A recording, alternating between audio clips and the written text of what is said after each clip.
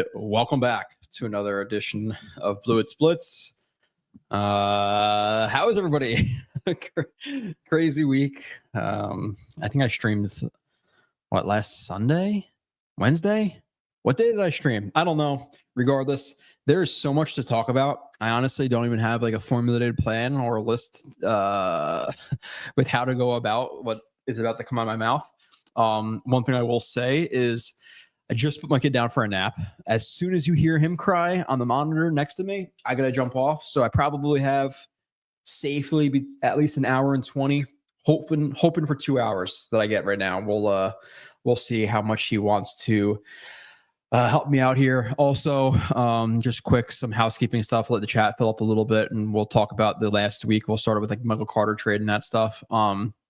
Last week, if you've been following me on Twitter, my God, Joe RB31, I put out like 30 plays of Mendoza on Monday, about 30 plays of Simpson on Tuesday. Wednesday, madness happened. Tuesday, madness happened. Simpson film came out on Tuesday still. Wednesday, I put out like 30-ish plays of AD Mitchell. Thursday, 30-ish plays of Dante Moore. So I put out 100 plus film clips this week. AD Mitchell review came out today for the subscribers. It's like about an hour long, and then also the short should be coming out, which is about 20 minutes long of me talking about about 10-ish plays. Past that, shout out to Matt O'Leary out there. Got the 70 rocking the 74 Forever a Jet. Donated to some kidney foundation. I would say I got a large. I would say I would like half size up it. If you're kind of sitting between a medium and a large, go large. If you're a large and an XL, go XL. Small, medium, lean towards medium. They're a little snug, but overall good quality and all that stuff. Just want to give a little PSA for the people who are kind of sitting between sizes. Go out there, $25, National Kidney Foundation, whatever it is. But wild week in Jets land. I guess we can kind of start off with saying hello to the chat. I do want to hit the Michael Carter stuff first, but there's Michael Carter to talk about. There's Sauce to talk about. Q to talk about. A little bit of Aaron Glenn stuff to talk about. Quarterbacks. I've watched 7 or 8 games of all of Dante Moore, Ty Simpson, and Mendoza. So I'm not going to say locked into my opinion. I do have time to change. I have my rankings and what I think of these guys through 7 games, which is typically, it's not going to change very much at this point unless they completely just change their play, whether it be they become a much better quarterback than maybe a guy raises. If maybe a guy completely falls off, he drops a few spot, whatever it may be. But overall, I kind of have my feelings on these guys. So there is much to discuss on this show before my little guy wakes up. So say hello to the chat a little bit, and then we'll naturally get in. I can't even, Zach. It's just right off the jump. What quarterback you picking right now, and what is your gut feeling like quarterback you want? Man. I feel like I can almost talk about this for like an hour and 20 minutes. I put out so many plays of these guys. What I could say is Simpson's my 1A. I would say Mendoza's my 1B. And I would say Dante Moore is my 3, or if you want to call it a 2, I guess my 3 out of those guys, right? Because he's my 3rd of the 3 guys. Mendoza is the safest quarterback. I think he's best working in an east-west type offense, timing, all of that stuff. Decent arm, not a good arm. I get a little bit worried about the lack of mobility to him. He's functionally, what I like to call functionally mobile. He's not a guy you're going to design read options for. He can move a little bit. And this isn't a good, I don't even think it's a good comparison. It's just something that's like on the top of my mind. Like, remember in 2015 when Fitz would scramble, like he can actually get a few yards, but you don't necessarily draw up plays for him. It's almost like that to me. Like he's kind of like a Ryan Fitzpatrick level of mobile. There's probably a better example out there, but in terms of like Jets, that's kind of where I'm leaning towards in terms of like the level of mobility. Once he gets off his spot, like off platform throws, he's just not as good because he just doesn't have like the looseness and stuff. He can throw on the run, but throwing off platform and throwing on the run can be the same thing. They can also be different things to me. Off platform can be like shuffling and throwing the ball off your back foot type deal. Throwing on the runs, legitimately being able to like turn and flip your hips and all that stuff on the run. So Mendoza is safer. Again, I worry a little bit about the offense. There's not a lot of like deep shots in that offense or a lot of like vertical reads in that offense. I would say another thing that's concerning is it's a RPO heavy offense. And another thing that's concerning is it's always shotgun. I don't know. I don't know if I saw any single back sets, under center sets with Mendoza. So I'm a little bit worried that like, okay, yeah, he's accurate for the most part. Yeah, he has a decent arm. Yeah, he anticipates. Yeah, the layered throws are good. But the concerns are weaker schedule. It doesn't go to the biggest school in the world. It's a big school, but it's not like Bama's schedule. So smaller school, a little bit smaller school. RPO heavy offense, lack of vertical shots, heavy shotgun. And it's not like his arm is fantastic. Again, I think it's just decent. But with Mendoza, it's a thing where he's not deadly accurate all the time, right? If he was deadly accurate all the time, okay, maybe I change my opinion of him. And if he went through his reads smoothly and didn't lock onto the first read at times, I would then be considering him for 1A. But sometimes his accuracy can even waver with a good pocket. Because of his base gets wonky. He's pretty good versus pressure. He's pretty good at like pre-snap identification of blitzes, getting the ball out to the hot, all of that stuff, layered throws. Again, but he's not flawless in terms of the accuracy, in terms of the reads. His eyes can bounce a little bit. So I like him, but I don't think he's some just can't miss prospect either. Okay. Like I think people, when they talk about Mendoza, kind of label him as can't miss. But again, when I'm bringing up the offense that he's in, again, the accuracy can waver. There is some times where he could force the ball. There is some times where he could skip the first open read to go a little bit more of an aggressive play. So it's not like he's flawless. Simpson, my biggest concerns are, and he's my one right now. The thing that scares me is there's a little bit of Zach Wilson in him, and pump the brakes. Don't get too concerned. The thing that's similar to Zach Wilson is not the school, right? Like he's played Georgia, he's played Vanderbilt, he's going to play. I think he played Tennessee, he played Florida State. Like he's playing a lot of good schools. He's stepped up versus a lot of small schools or bigger schools. My thing that concerns me with Simpson is he gets a little bit panicky versus pressure. Whether that be by escaping out of the pocket when he can step up in the pocket. There's some times where he bails out of the pocket early without pressure. But even his reads get a little bit more wonky when he's under pressure. And that concerns me because that's a little bit of what Zach Wilson had. But he's very mobile. He's a much better arm, much better athleticism than Mendoza. Anticipation throws are there. Getting through his reads, the 1 to the 2 to the 3 to even the 4 to the check down, he'll do. Tight window throws, layered throws, they're all there. A little bit concerned about, again, the pocket presence and then him versus pressure. And then on top of all of that, he only has 7 starts, right? So those are the red flags. So I think the ceiling is higher with him than a Mendoza easily. Moore is kind of in between all of those guys. Like he's kind of in between Simpson and Mendoza for me. I don't think his arm is as good as Simpson's. I do think it's better than Mendoza's, but it's still teetering on maybe a little bit plus average. He has some athleticism, more quickness than like straight line speed to me. But balls can flutter on him a little bit. Like sometimes the spirals aren't good and they can flutter through the air. And I didn't see as many wow plays. Like when you're watching Mendoza and Simpson, there are quite a few plays where like, oh, damn, like nice window. Oh, shit, like good anticipation. With Moore, I don't see as much of that with Moore. So he falls as my 3.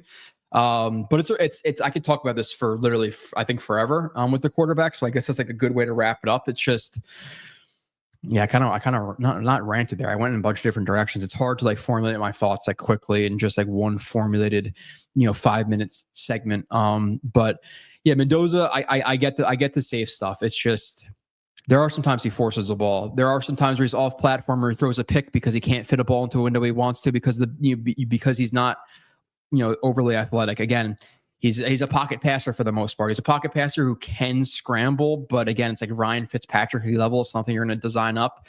Simpson, you could do read option. The problem is 6'2", 205, 210. So he's not the biggest guy in the world. So you worry about him taking hits. If he's going to be running read option, getting the panicky versus pressure at times, not all the time. There's definitely times he steps up versus it. Getting out of the pocket a little bit too early, the lack of starts. There's concerns with all these guys. Like, I don't think there's any of them when I look at them like, oh, lockdown, they're going to be good prospects. So I'm kind of in between on Mendoza and Simpson. If it was Mendoza or Simpson, they both fell to 10. I would be okay taking Mendoza. I just don't know if Mendoza is a number 1 overall pick, a number 2 overall pick, because I see his ceiling as, like and again, this is the ceiling. I don't think he could be a top 5 guy. I don't think he could ever get there. I think he's more of like a Jared Goffy, ceiling type of player. And Jared Goff's like, he's sniffing the top 10. He's in that top 10 range, and you could win with Jared Goff, but you need a really good team. You need a really good offense. You need a really good OC to win with him. You need Sean McVay. You need Ben Johnson to get to the Super Bowl, to get to the AFC or the conference championship games with him. So while Simpson may have the lower floor than Mendoza, I think his ceiling is quite a bit higher. So it's a really hard conversation. Like, I think Mendoza even may fit the Jets offense better, because the Jets offense is a little bit more east-west. It is a little bit more, timing-based rhythm, get the ball out quickly. Simpson's thing, and even Mendoza to a certain extent, but mostly Simpson has to learn how to take his first read more consistently. There's times where, let's just say he's looking at a slant flat or a curl flat to the boundary side, right? He reads that the curl is open, sees the curl open. He's like, that curl's only going to give me 8 yards. Let me go to the backside and then chuck the ball 40 yards vertically, and it'll fall into a bucket, and it's perfect, and it's a perfect pass, and it looks great. But I'm like, okay, NFL, who's to say that backside reads were going to be open? Your front side was open there. So he has to be easier in the pocket, more comfortable in the pocket, more comfortable versus pressure, and be more consistent taking his first read. And I think you're fine. I don't think he'll be a good quarterback because of all the other upside stuff with the athleticism. If you have like more specific questions too about these guys, like I'm sure I'll get into them more, but that's kind of, I guess, a decent wrap up on them. I just talked for 5-10 minutes on them, I think. But yeah, that's kind of where I'm at. I put up 30 plays of all of them. So if you want to go and kind of check out what I'm talking about with these guys, skipping a first read, maybe a little bit of inaccuracy, or off platform throws from Mendoza, they're there. I think Moore has a really good. Oh, by the way, Simpson too has a really good release. I think they all have quick releases, but Simpson's is lightning quick. Moore is pretty good as well, just not as quick as Simpson's. That's another little note, but some of the plays that Simpson make are it's ridiculous. Zach also asks, is AD Mitchell a steal? And we'll get into all of this. Again, we're kind of maybe bouncing around. I like him. Initially, I thought he was more of a trade-in or a throw into the trade. But then you look into him a little bit more, and I was like, oh, yeah, he is the guy that they took over Corley. And everybody was saying AD Mitchell, late first-round pick, early second-round pick, and he ended up being a second-round pick. And it took me a second to pick. Oh, yeah, I remember he was a second-round pick. 300 yards his first year. I think he only like 100-ish yards this year. But 6'2", about 210, 4.3 40 time. He plays to that speed too, 39.5-inch vertical, 136-inch broad, plays to all of those numbers, high 9 RAS score. And I think his biggest problems are that, one, he looks for contact sometimes. There's definitely times where he shies away from contact. There'll be a curl route or a quick in. I remember specifically, he sees the linebacker sitting there. The ball is a little bit led to him inside, and he just, short arms it, just puts his arm out there and pulls his body away. There's another ball is on a hitch over the middle. It's like a 5-yard hitch, and there's a linebacker inside of him. And instead of attacking the football, he kind of jumps away and and tries to extend towards the football instead of working towards it because he's afraid of the linebacker. So I think that's one of his biggest problems. His hands are okay. He has some easy drops, but it's the shying away from contact. It's inconsistencies in the hands. Getting off of press, I would say overall he's a plus at that, but he can get caught in the chest sometimes. So that's like a slight concern in getting off of press. And then I would say he plays a little bit off timing at times. Like, it seems like he freelances a little bit more than you necessarily want to. And that's something that Garrett Wilson does as well. So you have two guys who kind of freelance. But to me, at this point, he's your number 2. Mechie's your 3, because I think Mechie's a restricted free agent. So you can restricted free agent, tender him or whatever that is. And it's like $3 million or whatever that contract is. Maybe it's even less or maybe more. I forget, but it's somewhere around like $3 million. So you play those guys. And then, hopefully AD or Mitchell, whatever you want to call him, AD Mitchell, can emerge as your 3, and hopefully Mechie's your 4. And you draft all things work out this year, the Jets are the number 1 overall pick, number two overall pick, quarterback with the first overall pick, second overall pick, and then the Colts pick is a receiver, right? You go into the next year with Garrett Wilson, first round receiver, A.D. Mitchell, Mechie, Arian Smith, and maybe like Tyler Johnson's re-signed as like your sixth on the depth chart receiver, So I can tell you right now, if they use any of those picks early on a defensive player, I'm going to lose my shit, because you didn't just trade all these picks to then hope that you replace the players that you just got rid of. You traded all these picks to ensure you have a quarterback, to ensure you have an offense around him. If they draft defense, I will lose my mind. I'm telling you right now. But yeah, there's so much to get into. Like even this, like, do you think we should wait until 2027 to draft a quarterback? I haven't get into the Michael Carter stuff yet, but I don't. Me personally, it's one every year's quarterback class is different or is the best, right? Oh, 2028 is gonna be better than 2027. 29 is better than 28. I guarantee it. 30 is better than 29. It's every year. The next year's quarterbacks are better. And even if it is true, remember this year, it was supposed to be Nussmeier. Where is he now? It was supposed to be Arch Manning. Where is he now? It was supposed to be Lenore Sellers. Where is he now? It was supposed to be Clint Klubnik. Where is he now? Like that was the top 5-6 guys. And now it's guys in Simpson, Moore, and Mendoza, guys we weren't really talking about. So don't give me, 2027 is definitely better, because the top 5 this year none of them are even the top 3 now, So no, for that reason. And then past that reason too, apparently it's a very good draft class for receivers and all that stuff in 2027, which if you want to grab another one, fine. My thing about 2027 is as well, the Jets are going to have about $100 million in cap space now. I've heard projections all over the place. I've heard basically from anywhere from like 100 to 120. So let's split the difference and say the Jets have $110 million going into this free agency. You're going to sign some guys.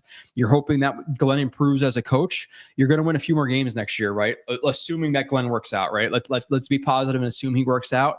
Instead of winning 4 or 5 games this year, but I think the Jets will, because of course we kind of want them to tank now-ish. They're going to win 5 games. But they should be winning 6, 7, 8 games next year. And then your pick 14, 15, and then you have to trade all the capital you just got, all those first round picks next year. Are then all going to be used to then package up to get to pick 1 or 2 or 3, in 2027. So why not draft a quarterback this year when you have some solid quarterbacks at the top? You have a high draft pick. You're going to have a top 5 draft pick this year, instead of pouring into the team into free agency. Hopefully, if things work out, you get the 15th pick next year, and then you got to trade all the capital you just got to get back up. I'd rather use those picks on players than trade up in 2027. That's what I feel is going to happen. If you told me, hey, 2026 they're going to have the 5th pick, 2027 they're also going to have the 5th pick, if I could see into the future, then yeah, fine, wait in 2027. But they should have a much higher pick, assuming this is going in the right direction, assuming we bring in talent, assuming development of our talent, development of our coaching staff, right? So I don't want to just wait. Develop these guys. And then even at that point too, you're going to give Glenn and Muji another year, because with all these moves happening, you're not firing them after this year, right? That conversation is dead. It's not happening. They're both back. Then they get 2026. I guess if they've really flaked out and failed in 2026, you fire them, and then you bring in a new staff for 2027. You just hope that they don't bring them back for 2027. They're iffy about them, and then they draft a quarterback, and then they get fired the next year. It just doesn't make a lot of sense. So to me, it's just bring one in 2026. I think if they sucked in 2026 and they didn't have a quarterback, it would be firing him at that point. But based on these recent moves, I don't think that you're going to let Glenn, who's the de facto GM, make all of these game-changing type moves to the Jets roster and then say, hey, you're done after this year. Because now you have a built-in excuse of, if we lose all these games, we just traded an all-pro in Q. We just traded an all-pro in Sauce. There's no way we're going to win these games, So they're back no matter what. We can stop those conversations. But yeah, give me a quarterback in 2026. I guess I'll start out with the trades really quickly, and I'm sure I'll get back into them or round back into them as I talk about it with the chat. So I'll give my short stuff. Carter II, I expected him to be traded, right? We all did. And especially now that Cisco's out for the season, Honestly, I'm indifferent, but if they were to keep him around, if they were to have kept him around to play safety, I would have been okay with it. But you trade him to the Eagles, you move up from your 7th round pick, probably up 10 spots, 5 spots, to their 6th round pick, because the Eagles 6th round pick is going to be pretty close to the Jets 7th. So they probably moved up 10, 15 spots there, if even that. But you got Mechie, who's a restricted free agent after this year. A guy who had leukemia, I believe his first year, was a 2nd round pick of the Texans, and then got traded to the Eagles this year, I believe. You take a flyer on him. Okay. Like I rather see Mechie play than Tyler Johnson or Lazard. So you get rid of Michael Carter, longtime Jet, great slot corner, injuries caught up with him. Okay. That's that one. That was nothing shocking. That was pretty expected. Past that, you have Q. I guess we'll start with Q first. I wish the Jets could have won with Q. Great guy. It's kind of, I don't like watching these guys on other teams, but it's nice to see him smiling with the Cowboys. I do wish he was traded to a different team, because he wants to win, and the Cowboys are 3-4-1, and I don't think they're going anywhere. So I almost wish he was traded to a better team, but getting a 1st round pick and a 2nd round pick for Q is great work by Muji, because his contract is up, I believe, after next year. Like, they get him for like a 1.5-year rental, and then he's going to want a new contract. So the fact that you got a 1st and second round pick for him was great. You have to do that. That was a move that I didn't expect it, but it was a move that was talked about and that we could have expected, right? Like, Q comes across the timeline, he's traded, like, you get this sinking feeling like, damn, yeah, I loved Q out of Alabama. I remember screaming for him as a prospect, absolutely loved him, came to the Jets, was very good. I would say his first few, passes for his first year, his 2nd, 3rd, 4th year, 5th year, he was a top 3 D end. Like, it was him, Chris Jones, it was Aaron Donald, it was Simmons. He was always a night like that, top 3 to 5. I would say the last 2 years, he's kind of dipped off from top 3 to top 10-ish, or even top 15 at times last year. So he was a Pro Bowl level player recently, not an All-Pro level player recently. So I understood the pick. Again, hurts because I love Q. He could have been here for another 4 years, playing very well. You wish that they could have won with him, but it's understandable. The one I did not understand at first initially was obviously Sauce, right? I was doing stuff around the house. I saw him on the timeline because I saw JJ put up cryptic stuff and Breece Hall, which we'll get into, putting up cryptic stuff. And I was like, oh shit, what's happening? And I put Sauce, I saw Sauce put up and New York, it's been real. And I scrolled past it. Like, I literally was like, oh, funny joke. Like, everybody's screwing with the Jet. Everybody's on Twitter trolling right now. And I saw it come across the screen with Ian Rappaport or Schefter, like he's actually been traded. I'm like, what? Like, what is going on? Because my initial thoughts were like, and especially after the Q trade, I was like, okay, well, you traded Q. You have a 1st and a 2nd round pick extra in your arsenal. If you needed to trade at a quarterback this year, you have the 1st and 2nd round pick. Just a Q trade netted you where you should be able, or you being able to get a quarterback. Okay. So I was like, damn, like Sauce too, 2 1st round picks, and AD Mitchell, who I already talked about a little bit. And I'll get into him a little bit more. That's a really good package. So I understand the trade package, right? Because initially I came out on Twitter. I'm like, I don't understand the trade. People are like, really, whatever. I just needed a second to process it. I understand the package. I understand accepting it. What hurts, and maybe I'm cry about it, blew it. Okay, fine. But what hurts is you draft all these good players and they're succeeding with the Jets. They're winning all pros. And Sauce, just to kind of cue a little bit, Sauce's first 2 years was a top 3 to 5 guy. Year 3 and 4 so far, he's been a top 10 guy. Okay, so he's been a Pro Bowler, not an All-Pro the last 2 years. Fine. So the package is good. It just sucks that the Jets continuously miss out on quarterbacks and then have to trade their superstar players, because if Zach Wilson worked out, they're not trading Q. If Zach Wilson worked out, they're not trading Sauce. So it sucks to see guys like Sauce and Q, who and Q kudos to him. He apparently requested a trade 3 different times, but they kept it under wraps, which, kudos to him. Kudos to him for keeping it under wraps. But understandable. But Sauce, man, it sucks, because I love them coming out of Cincinnati, got the Sauce jersey, all that stuff. And again, if they hit on quarterbacks, we wouldn't have to do this, right? I understand it because you're trying to land the quarterback. You're trying to build an offense around him. That's what I'm saying. Again, if one of these first round picks from the Colts this year is used on a D end or a safety or a D tackle, I'm going to lose it. I'm going to be honest. This year needs to be quarterback receiver. I don't care. You need to build the offense around the quarterback, because you didn't just trade Sauce to then draft a corner or a D tackle, or trade Q to then draft a D tackle at pick 25 and hope that that D tackle is as good as Q. You traded those picks to get a quarterback and to build around a quarterback. Sauce, I believe they have about $20 million in dead money over the next 2 years because of it. Two first round picks, the Colts this year, the Colts next year, and then Q, you have the better of the Colts of the Packers first round picks next year.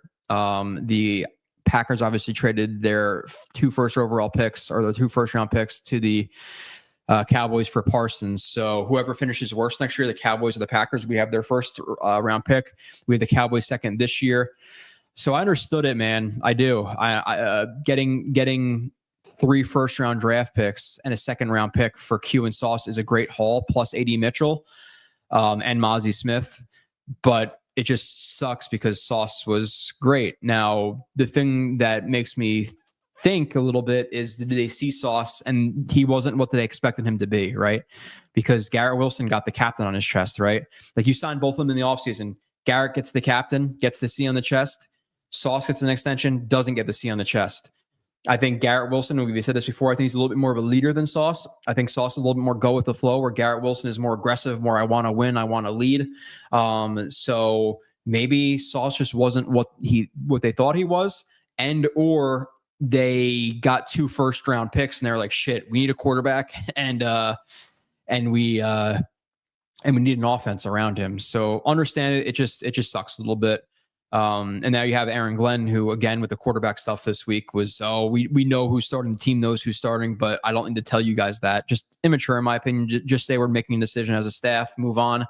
But then also this week with Glenn, the thing that pissed me off, and it's kind of going back to the trades, is a beat reporter asked Glenn, hey, basically, and I don't actually listen to the press conferences anymore. I just see the clips on Twitter, but he asked them, hey, like, you just traded, for the fans, you're 1-7, you just traded your 2 best players on defense. Like, how do you basically, how should the fans think or whatever?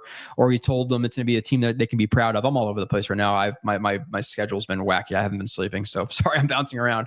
But they asked him, like, hey, this is a team you said we should be proud of. You're 1-7. And then he goes back and says, or he comes back and he says, this isn't a team I said that they should be proud of right now.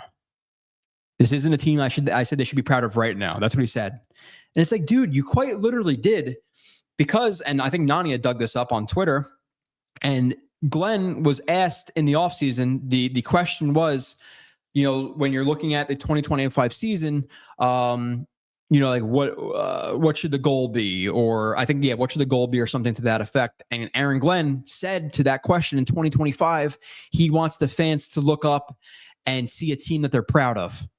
Okay. So that insinuates that this year, this is a team that the Jets fans should be proud of. He's then asked 3 months later, hey, this is a team you say you should be, this is a team that you said the fans should be proud of. And he says, no, I didn't say that right. I didn't say that they should be proud of them right now. You said the 2025 season. So should we be proud by week 15? Should we be proud by week 16, 17, 18? Because you said 2025, this is a team the Jets fans should be proud of. You've signed some free agents. I think they expected to win a little bit, and now they're blowing it up. Got rid of your 2 best players on defense. And now the Jets have 0 Pro Bowlers on their defense. Provable Pro Bowlers. They got rid of 2 All-Pros. JJ could be one. McDonald has the pass rush upside to be one. Quincy just got benched. Sherwood got benched last week for probably disciplinary reasons, but he's been an awful linebacker. So your defense is lacking in talent now. But with that being said, with that being said, I don't care. All of those resources better go to offense. I get wanting to win this year. I do, because Glenn's clearly going to be here. My problem is you win 4 or 5 games, and then that one of those first round picks you just got for Sauce is pretty much erased because you're going to have to, not erased because if you're trading it for a quarterback and the quarterback works out, who cares about Sauce? But I'd rather, instead of finishing with the 5th overall pick and trading a 1 to get up to the 1 or 2 overall pick, I'd personally rather at this point, especially because the expectations are shot down the toilet now, I'd rather finish with the 1st overall pick, keep the 1st, 2nd round pick and draft the receiver with that instead of needing to trade up because you got 3 or 4 or 5 wins, right? Like, so I don't know if that makes me a bad fan for wanting to just lose out at this point, but I want the 1st overall pick so they can make the other 4 first round picks. Because if you wait for 2027, you might have to trade all 3 in 2027 to get up to where you need to get a quarterback. If you win the games this year, you might need to take that 2nd first round pick or one of the ones next year and trade up. And I don't want to do that. I'd rather just lose. You know, the team knows they're losing. Players want out. You have Breece Hall, which, by the way, again, just keep talking. And again, I'll get into all your guys' questions. There's just so much shit that happened. I'm bouncing all around the place. But if you're trading Sauce, you're trading Q. To me, I don't understand not trading Quincy, even if it was for a 6th round pick or a 7th round pick. Honestly, I don't even care. Just get a pick because one, he just got benched. You just told him he's been underperforming since the preseason. He's 29 years old. To me, there's no way you re-sign him, right? Because him and Sherwood are too similar, and you're not spending $25 million on linebackers when you just got rid of a corner. You just got rid of a Pro Bowl D tackle. You're not spending $30 million on linebacker. It would make no sense. It would make 0 sense if you need DNs now. You need D tackles. You need a starting D tackle. You need at least a depth D end. You need probably 2 starting safeties. You need another linebacker. Or a younger linebacker, and you're going to sign Quincy for $12 million a year. You know, it would make no sense. So I don't understand not trading him. And then you have Breece Hall out there who's putting out all these cryptic tweets. Apparently, there was a screenshot of him DMing Kirk Benthart or whatever his name is on Twitter, saying he wanted to be traded. And to me, he looks miserable. I think Breece Hall wants to be traded. I don't think Breece Hall wants to be here. And at the point where you're trading Q and Sauce, I would have just traded Breece for a 5th round pick as well. And so I said, I got, 5th round pick, maybe not if you kept Sauce and Q, but with trading those guys as well, just get rid of Breece. Now, the only reason I would think they kept Breece was hopefully because they are thinking about extending him for at least a year, because what's the point of keeping him now if you're not going to re-sign him, right? Just like get a 4th round pick, because apparently that's what was offered, right? You heard that the Chiefs were offering a 4th and the Jets wanted a 3rd. If you get a 4th for Breece, take it. I forgot to even mention that. So screw the 5th round pick. They could have got a 4th apparently for Breece. Those are the reports. You're not going to get a comp pick for Breece because the Jets have $100 million in cap space this year. They're going to offset the comp pick because they're going to spend money this year, right? So you're not going to get a comp pick for Breece. So it only makes sense if you're going to extend Breece. So if they don't extend him, I think it's a dumb move, because why not take a 4th round pick from him? This year does not matter anymore. You're not trying to develop Fields. You're not trying to develop Tyrod Taylor. Everyone knows you're losing anyway. Who cares? Trade him for a 4th. So I think they'll look stupid if they don't somehow work out either they transition tag him, which I think is like $10 million. And then if a team offers him a higher contract, the Jets have the right to match. Or you franchise them, but that's like $13 million. I don't think they're going to do that. So yeah, we'll see. Interesting. I'm sure I'll get into all of the stuff a little bit more when the questions pour in, because I just went from quarterbacks to the trade deadline to Quincy to Breece. I went all over the place there. So I'm sorry. And I had a crazy week. I'm not going to give you guys all the details, but had a long few days. I had like 3 hours of sleep the other day. So I'm kind of out of it. So I'm sorry if I'm like tripping over myself a little bit. Do you think we keep Tyler Johnson and Arian Smith, John Mechie and AD Mitchell, and then draft a receiver for our wide receiver group in 2026? Sorry, I have a lot of questions. No. That's cool, dude. I love the questions. And I'm sorry, I just kind of went all over the place there. It's just, I have a lot of thoughts right now. That's what I just said. That's pretty much exactly what I just said. I'm keeping Tyler Johnson as like a 6, but even if they don't keep him as a 6 and they draft, like, who's to say they don't draft a receiver in the 4th round next year too? Like, are we going to lose our shit if the Jets draft, let's just say, Simpson or Mendoza at 1? I think the Colts are going to start losing a little bit. I don't think the Colts are as good as they're portraying right now. Let's say the Colts pick at 22. They make a wild card on the 22nd team. You pick a receiver at 22, and then in the fourth round, the fifth round, you take another receiver, and that's your receiver 6. Fine, like you could draft 2. I don't think Tyler Johnson's locked here, but Arian Smith's going to stay here. You see some separation numbers for him; they're high. He's a deep threat. He's even faster than AD Mitchell. Mechie, we'll see for the rest of the year. If he sucks, you don't have to tender him. Hopefully he plays well. He shows some shiftiness and all of that stuff, and he's your receiver 4 or 5 next year. AD Mitchell is your new X receiver. I think he's your X. He can get off of press. He's a deep threat. He's faster than Garrett Wilson. He's taller than Garrett Wilson, so I'm playing him at X. I'm playing Mechie at slot, and I'm playing Garrett Wilson at Z. AD Mitchell, man, I put out the review of him. His upside is very high. He moves very well. His releases are 80% good. Again, he'll get caught in the chest sometimes, but he moves really well for a guy who's 6'2", 210, 215, 205, whatever exactly he is. He moves really well. He's fast. His route running has nuance to it. He has some releases. I really like his route pacing where like he'll show you 80% and then take off 100% by you. And then the next rep, he'll do 80% to 100%. The corner will start gunning down the field and he'll sit it down like a hinge route or a comeback or a curl. So the route running nuance is there. Again, I think he has to be a little bit more on time. He's definitely afraid over the middle. You got to fix that a little bit with him. And the hands are spotty. But overall, he's not just a throw-in. At first, I'm like, oh, throw-in, who cares? And I watched the film and I was like, okay. Like I like AD Mitchell, man. I know he had some problems with the Colts, including the Rams play. He gets like a 70-yard touchdown, and people call it the Malachi Corley play. I actually think it's worse than Malachi Corley play because Malachi Corley, all he did was go to celebrate early. So it wasn't like he was taunting or anything like that. He just threw the football down. So like, okay, dumb mistake. AD Mitchell's was worse because the ball was in his left hand, and he's about to get a touchdown, and he goes to switch the ball from his left to his right and then look behind him with the ball in his hand back to the defender. And when he's transferring the ball from the left to the right, that's when the ball slips out. So it wasn't like, oh, just Corley just not knowing where he is and throwing the ball down. It was, I'm going to taunt this guy, and I dropped the ball when going to taunt a guy. So it was worse.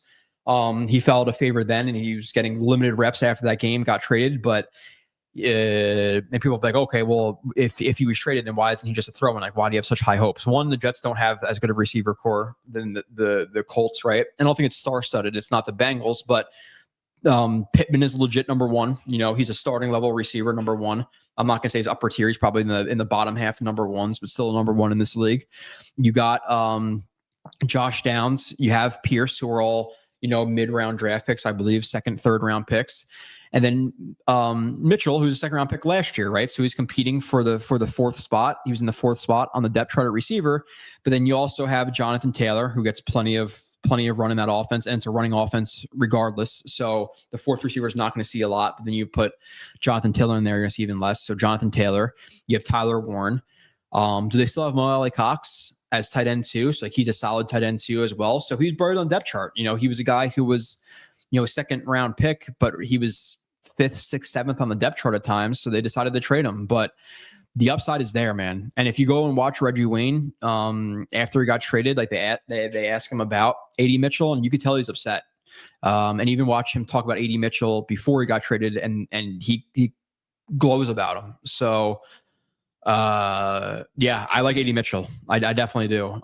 He can be frustrating with not attacking the ball at times and some drops and stuff, but the upside is there. He could, if you told me that AD Mitchell hit his ceiling or somewhere near his ceiling, and he's a starting receiver for the Jets. So it's not just a throw-in. And starting receiver to me is a top 3 receiver. I don't think you expect him to be a number 2 necessarily, but if he's your number 3, in terms of targets, but your X receiver, awesome. 2 first-round picks and a starting level receiver for Sauce. Okay. But again, if that second first-round pick is used on a D tackle, I'm going to lose it. You have Phillips next year. You have Briggs. Those are your starting D tackles most likely next year. Draft a guy in the 4th round, you know, sign a free agent. But all the young guys, all the draft picks better be going to offense. You know, because really, I think with all this capital now, $100 million plus in cap space, all the draft picks, you're getting quarterback, you're getting a receiver, You're probably getting an interior offensive lineman. You got to resign one of Simpson or AVT and bring in another interior offensive lineman, or bring back Simpson, bring back AVT, and then draft the guy in the 4th round at guard. Like, I'm okay with that as well. But yeah, so you need an interior offensive lineman, you need 2 interior offensive linemen, quarterback, receiver. I would say tight end too. So there's 5 guys you need on offense at the minimum. The minimum to me. Yeah. 2 offensive linemen, quarterback, receiver, tight end. And if Reese is gone in the offseason, running back. That's 6. So super chat, let me get to that real quick.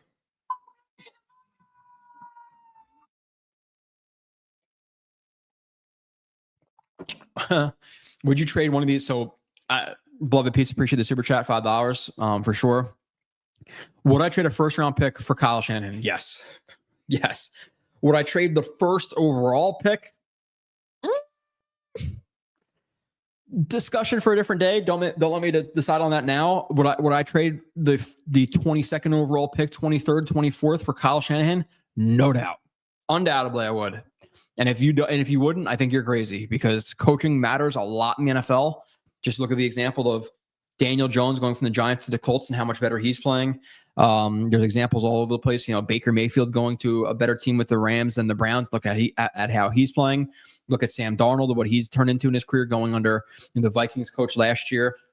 And now with the Seahawks, he's playing well. Like, coaching matters so much. So would I trade a 1st round pick for a top 5 coach in the NFL? Yes. Why the hell are the Niners doing that? I don't think they do, so it doesn't really matter. But without hesitation. And honestly, I honestly would probably even trade, like, if it's a top 3 pick, I'd probably even do it. And that sounds crazy. But I think at that point, if you could tell me, hey, you traded that pick for him, and then you like, okay, this is going to sound crazy, but let's just say this is the world the Jets are living in. If they just traded Sauce and Q for their head coach quarterback combo of the future, you won. Because at that point, I'm taking pick 22, and I'm taking 2-3 1st round draft picks from next year, and I'll trade up for a quarterback freaking this year, and I'll pair Kyle Shanahan with Ty Simpson at the 3rd overall pick or 2nd overall pick. I think realistically what would probably happen if they actually did do that, which I don't think it's going to happen, you just draft the receiver with the 22nd pick, and then all those first next year are attached to getting a quarterback. But would it be crazy if they took the 22nd pick, 3 1st round draft picks next year, and traded from 22 to 2? Might not be, honestly. 1st and 2nd overall pick for the Jets are Kyle Shanahan and Ty Simpson. Sign me up. I would take it, right? If I told you, hey, the Jets are going to trade Quinnen Williams and Sauce and their 1st round draft pick this year for Kyle Shanahan and Ty Simpson or Fernando Mendoza, I think we all sign up for it, right? Right? That's crazy to say in my head, but I thought, or on my head out loud, but I would do it. You put me on the spot there. But yeah, I would trade 5 1st round draft picks for my quarterback head coach answer of the future. That's not crazy. That can't be viewed as crazy. If you guys think it's crazy, fine, but I would do it. It's not going to happen though. So it's a pointless conversation. Okay, where was I in the chat? Let's see. What do you think the reason is for the Quincy benching? The only thing that's weird to me that Quincy benching is, I don't like that Wilkes came out after and was like, oh, we are about action. We don't just we don't just tell guys. Or he said we're about action. My thing is with Quincy seems surprised on it. So if they're about action and like addressing it with these guys, if Quincy was underperforming since preseason and in the season, why is he just hearing about it now? That's the only thing I don't like, right? Like if they felt like Quincy was having a bad training camp, why is he not pulled aside and said, hey, what's going on? If he's having a bad preseason, why not pull him aside and say, hey, what's going on? Let's fix it. If you feel like he's having a bad first 5, 6, 7 games with the Jets, obviously he missed quite a few weeks. But if you feel like he's having a bad season up to this point, why don't you pull him aside and say, hey, what's going on? Let's fix it. It seems like Quincy was surprised. So why was it hidden from him that he was struggling, right? Like that's the only thing that doesn't make sense to me. They want to give Maui Noah a shot. Sherwood's your guy of the future because of the contract. So I guess they want Maui Noah, but why not trade Quincy at that point? Like, if you're trying to develop the guy behind him, then trade him. Right? That's the only thing I don't understand. Quincy, I know people thought he had a good game last game. There's a few plays on broadcast. He had the PD on Chase. He had a tackle for loss, but overall, I said it the week after that game or the stream after that game. Overall, was he a positive or a negative in that game? He was a negative. He was not good in that game. Splash plays are fine, are awesome. 2 splash plays out of the 65 plays you're on defense. What are you doing the other 63 plays? So in those other 63 plays, I don't think he was very good. So I don't know. K Delgado, can you tank a 1-7 team? I don't know if any team actually tanks, you know what I'm saying? Like, they're all going to try and stuff. But, yeah, they definitely – the Jets were 2-point favorites to the Browns, and now I believe they're 2-point underdogs just because you got rid of your 2 best defensive players. And, again, like part of me wants to see the Jets and Quinnen Williams and the guys who are here, JJ and all that stuff. I want to see them win this season and get 5 or 6 wins and have some momentum. But at the same time, it just feels stupid to win games and then take all the capital you just gained and have to trade up for a quarterback. When if you just lose, you're there already, right? Like would you rather have the Jets getting first or 5 wins this season and just Ty Simpson, or would you rather have the Jets win no more games and the Jets have Ty Simpson and a receiver at 22? Like that's kind of the way to look at it for me. So at this point, I think I'm leaning more towards losing. I'm sorry, but it's just what's best for the franchise going forward. Jets got good value back for both Gardner and Williams, but the major concern is can the GM draft those guys? But it's something that can be done. And my only complaint is they should have traded more. Yeah, I think they should have traded Brees. I think they should have traded Quincy. I think they should have traded Lazard if you could. Are they going to be able to replicate Sauce and Q with 2 first-round draft picks? Like, are they going to be able to replicate those guys, those draft picks? No. It'd be unrealistic to think that 2 of these 5 first-round draft picks are going to be all pros or even pro bowlers. So, no, I don't think they can replace them. I think it's more about making sure you have capital and ammo to trade up for a quarterback. And I think it's also about, hey, listen, we're 1-7 with these guys. Defense being good is fine, but we need to develop a quarterback. That's what's going to save our jobs. So we love the offer. We're going to take that, secure the quarterback spot, secure the offense. I don't think they're going to draft a quarterback or a corner because they have A.Z. Thomas, they have Stevens, they have Brownlee. Those are the corners of the future, at least for the next year or two. They're not going to draft a corner, but in terms of like replicatable, are they going to get 2 Pro Bowlers? Probably not. I don't trust AG to raise a young quarterback is another. Yeah, we'll see. Yeah, again, support Matt O'Leary. I don't think any of it goes to him. It's just all to the Kidney Foundation, National Kidney Foundation, wherever it's called. Chicken Jenkins, hey, Big Joe, what is up? Chicken, Gator McCluskey rules. I'm not sure if this is actually, I don't know if this is a Gator burner, if it's actually Gator's, but I know he's the big time graphics guy for the Asman show. So if it's you, welcome. If it's not you, then welcome to that person as well. But I don't know if it's actually Gator or not, but welcome. And what'd you say? You are super solid at what you do. Enjoy your takes. So I appreciate that, Gator, or Gator's burner or whatever you are. Chicken Jenkins, Joe, I like the moves. We couldn't win with Sauce and Q, so we need to get the picks to go get a quarterback. Yeah, I don't think it's again, to me, it hurts because I wanted to see those guys win with the Jets. Q, great Jet, quiet about the trades, all this stuff. Not a vocal leader, but an awesome dude. Like I wanted to see, bless you, thank you, win with the Jets. Like just a great, great guy. Sauce, great dude as well, about all the right stuff for the most part. Maybe a little bit immature on Twitter and whatever, like at times, deleting tweets and whatever else. But awesome dude. Quite literally said, I want to be a Jet. If I go somewhere else and I see the Jets win, I'm going to be a hater because I want to be part of like the movement that changes the Jets around, and we trade him. So it hurts. I understand it if it lands you your quarterback and your offense of the future, right? Like is that fair to say? It's not that I'm in the middle. Like I understand them doing it. It's just who likes to see an all-pro corner go away. And can I say that the hate on Sauce on Twitter is wild. Again, and I think it's partially his fault. He was so good his first 2 years. He created unrealistic expectations of him that he's gonna be some Revis. which is impossible in today's day and age to be a Revis again because of the lack of contact you're allowed to have as a corner. So it's never going to happen again. But people expected him to be, a top 3 guy forever. In the last 2 years, he was top 10. And you see people talking about him on Twitter like, oh, he sucks. He's terrible. Thank God they got rid of him. It's like, okay, I understand liking the Capital, but can we not shit on Sauce? Can we not shit on Q on their way out? Like, they were both great Jets that wanted to be here, and they're both really good freaking players. So, like, just chill with the hate on those guys. I don't understand it. Sauce, great kid, doesn't smoke, doesn't drink, from a bad area in Detroit, made it out. NFL, great dude, signing autographs for Jets fans after practice consistently. Never really did the wrong thing. We're going to hate on the guy because he's not top 3, he's top 10 the last 2 years. Like, relax, okay?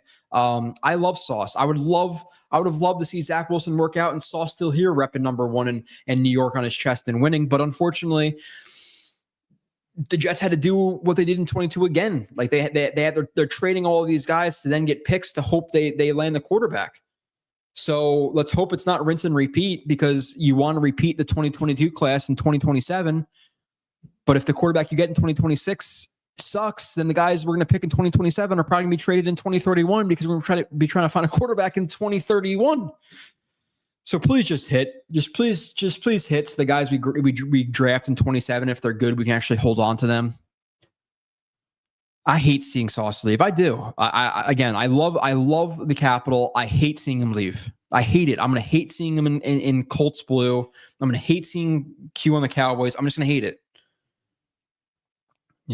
So awesome shirt. Yep. Again, I would say size it up. I'm just trying to give you guys a heads up. I'm not trying to like shit on the shirt. Like, just go support. It's not even about the shirt. It's about supporting Matt. It's about supporting them. I'm just saying I'm usually a large. Maybe I should have popped up to an XL. And I washed this on cold, by the way. It's not on a warm wash. I think it's probably cotton. So if I was warm wash, it'd be even smaller. But I'm at the point now the sleeves are getting a little bit too tight. I'm gonna make it like a nice little workout shirt. Weird fact about me, I especially I work out at home. I can't, if I'm getting hot, armpits being covered in the gym. I'm suns out, guns out in the gym. I'm sorry. Simpson baby, what's up, Kate Elgato? Yeah, I'm a Simpson guy because of the ceiling. And now I'm going to get to the chat because I've been bouncing around forever. And if my kid wakes up, I got to run. I should have at least another half an hour. So I'm for taking the best quarterback and the second best quarterback in the 4th round, a la 49ers. What say you? I personally wouldn't want to, just because one does it. Let me go from this direction. I don't want the Jets, who've never developed a quarterback, to then put 2 quarterbacks on Charles London plate, who has never proven anything. When you have guys like Kyle Shanahan, I trust Kyle Shanahan to develop 2 quarterbacks at the same time. I can't trust the Jets and Charles London to develop 2 quarterbacks at the same time. So I don't want them worrying about the 4th round pick and worrying about his development. I want it to be 100% focus on Ty Simpson or Fernando Mendoza or Dante Moore. Okay, so that's how I feel about it. I don't want them to develop 2 guys.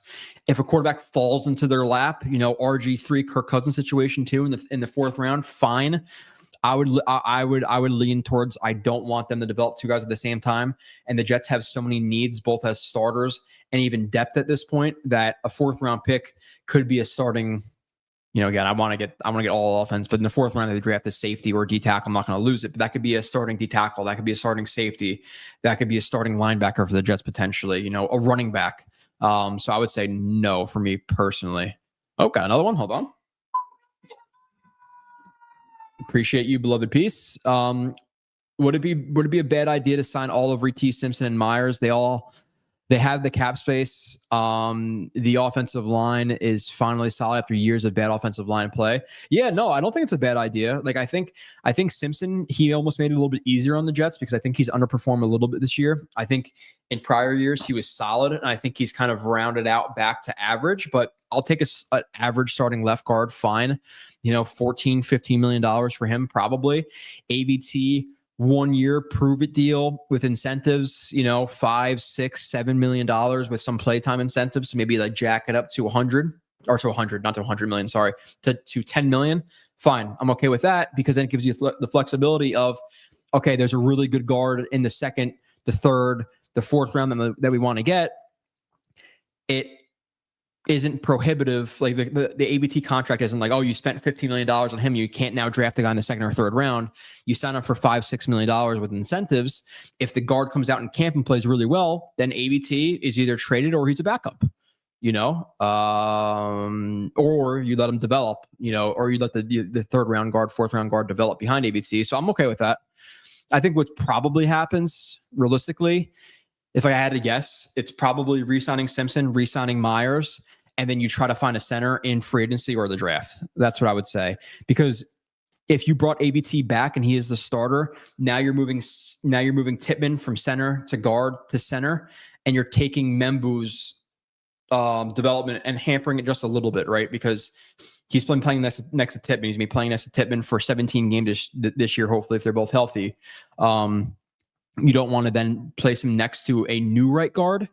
So I'd prefer to keep Tippmann at right guard. But if they could re-sign ABT, I'm okay moving him back to center. But I think what most likely happens is you re-sign Simpson and Myers, and then a center in free agency or a center in the draft to compete with Myers. That's probably what I would land on. But I wouldn't be opposed to them bringing back ABT for a incentive-laden contract. Because he's a solid player. Just you're talking about 5 years in the NFL. He's had 3 season-ending injuries. 2, was it an Achilles or an ACL? Achilles or ACL, and then both of his triceps. So let me go back up and find where I was. Sorry, I'm trying to keep my monitor on for my kids, or for my kids to come.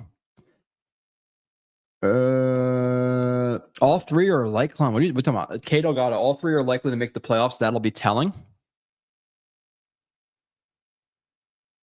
Well, I don't know what you're talking about there. Oh, you're talking about the Cow. I don't think are the Cowboys going to make the playoffs? They're 3-4-1. I don't know if they are. The Colts probably will. Right, the division sucks, and they're 7-2 or whatever they are. The Packers probably will, but I don't think the Cowboys are. And I'm hoping what you really want to hope for is the Cowboys really suck. And then Jerry Jones makes a rash decision and trades Dak Prescott, next year or something like that. And then the Cowboys really suck. And there's been some rumors about the Jets maybe trading for a quarterback with those picks. I'd rather draft their own. Kyler Murray, absolutely not. Please God, no. He's not a lot of his plays are on script. There are a lot of off script plays, contract or a clause in the contract to make him study a certain amount of film. Don't love that. Even Dak, if you want to trade a first round pick or 2 for Dak, I guess if they traded 2 first round draft picks for Dak, would you be terribly mad? I don't know. He's 32 years old. What's the ceiling with him? I'd personally prefer to just finish with the 1 overall pick and get our quarterback, but yeah, I don't think the Cowboys make the playoffs. Simpson, I think this is Gator again. I don't know. Tell me if you're still in here, let me know, or after, let me know, or on Jake's show, let me know. For taking a quarterback. Oh yeah, sorry, this was where I was last time. My bad. Kind of cringe. Yeah, I said this. I think after I saw this, David. But yeah, it's a little bit cringy. Now Sauce sucks. Now Q sucks. Everybody sucks who goes off the Jets. New Jersey Jets. Fields is one of the fastest quarterbacks, and we barely designed the runs for him. Mobility does not matter if we're not a threat in the air. They didn't the first few, they did week 1, right? They did week 2. The Bills shut down because they blitzed so heavy. Fields then gets injured. He has a contusion on his calf, on his leg, whatever it is. Running is his superpower, and then the Jets don't bench him when his superpower is taken away because he has a contusion on his leg. So when you have a contusion on your leg, when you're injured, it would be a perfect time, especially when he's struggling, for the Jets to say, Justin Fields is injured. We're going to sit him down until he heals up, and we're going to play Tyrod. Instead, they continue to play a struggling Justin Fields. Glenn goes at Brian Costello for even questioning benching Justin Fields, and then a half later, he benches Justin Fields. So it was a perfect time for him struggling, and for them to say, "Yeah, he's hurt. We're gonna let him get healthy." But they don't. They play him and they bench him and egg on their face. So, that's the reason they didn't in the midpoint, weeks, let's say 3 through 6 or whatever it was. The last 2 weeks, they've designed 5 to 7 designed quarterback runs the last 2 weeks. So they've been doing it more. I am with you though. In general, this offense needs to be quarterback counter, quarterback power, quarterback draw, quarterback sweeps. I think I'd rather personally stay to more quarterback design runs where he keeps it more so than read option, because read option, while it's good if it works and you read it properly, fine. The problem with Justin Fields is he does not make the correct reads all the time. So you'll see him hand it off to a running back who then gets blown up, or he pulls it right into traffic. So, but yeah, in general, you need to see him on design quarterback runs. Joe Flacco without the arm strength, Mendoza. He's more mobile than Flacco. He's more mobile than Flacco. So, yeah, it's, again, I think he's like Ryan Fitzpatrick level mobility, which is not a guy you design runs with, but he can scramble at times, but it doesn't look pretty. And Ryan Fitzpatrick wasn't the best like thrower on the move, average arm strength. So like, he's like a smarter, better processing Ryan Fitzpatrick, Jared Goff. Like, I think Jared Goff has similar athleticism to him. So I think Moore and Simpson stay in school. Both have Heisman and championship hope, plus $10 million in NIL as a reason to go back. Yeah, the problem is, though, if you think you're going to be a top 10 pick, you typically are going to go into the draft, right? Because, yeah, $10 million in NIL or whatever. I don't know how all the NIL stuff works out. I'm not the biggest college football guy, but if you're guaranteed to be a top 10 pick in the NFL draft, you go back to school and you tear your Achilles, and then you're a 6th round pick, 5th round pick, you're going to be really regretting it. Or you go back to school and you don't get injured and you suck. Maybe like Drew Allar, who's now going to be like a 4th or a 5th round pick instead of like a 1st or a 2nd round pick. You go back to school and you suck, you're going to lose a lot more money than $10 million in NIL. So if you're a top 10 pick, typically they come out because you don't know what can happen. Injuries, you struggle, and then you're losing millions and millions and millions of dollars and a chance to be a starting quarterback in the NFL level. I would say they both come out if they continue to play at their level. That's how I feel. Chicken Jenkins, Joe, we need a guard, presumably to replace ABT. Would you sign Beast Breaker for entertainment purposes? Sure. I've never really seen him move before. I think I've seen some clips of maybe him doing some like tackles and stuff. Usually he's doing film breakdowns. I don't know. But no, let's get real here. Absolutely not. Ruben Bain, that's the DN from Miami. I would lose my mind. If they're the 1st or 2nd overall pick and they draft the DN. At that point, I don't even know. Jesse, is it worth taking a swing on Mateer in round 2 or day 3? I don't know how much he's falling. I know he was like a top 5-ish quarterback and he's fell off a little bit because of injury and he's not been playing as well, whatever. Maybe he's a day 2 pick. I wouldn't say day 3 yet. He's probably still in day 2 or late 1st if I had to project. At that point, I'm taking if I'm drafting a quarterback, I'm not waiting until day 2. I'm taking one in the 1st round. Now, I'm not saying you have to take the best. Maybe you take a quarterback. Maybe you trade down to pick 10 because you like all 3 of them, equally. Okay, that's fine. But if you're going to address quarterback, I'm not waiting until the 2nd round. You address quarterback in the 1st round. Do you view Garrett Wilson as untouchable in trade talks? If you were realistically offered 3 first rounds for Wilson, would you take it? Question for the chat as well. 3 first round draft picks. Like, I don't think anybody's offering that, so it doesn't really matter. I think you might have to take 3 first round draft picks, but in the same category, like, yeah, he's untouchable because he's a top 10 to 15 receiver in the NFL, and you're going to be bringing in a rookie quarterback. So he's untouchable. I don't think anybody's trading 3 first round draft picks. Would you do that for him? Probably, but it's not happening. The Jets pretty much hung up the phone. I don't want to entertain it. If they did 3 first round draft picks, yeah, you probably have to, but it's who's going to offer that? Rusty, or I don't know if you want to even call it Rusty. Oh yeah, Rusty's still in your name. So Rusty, if we can't get Mendoza, then trade back out, pick and get more picks, then get a quarterback. Diego, yeah, I can't talk about Diego Palvia.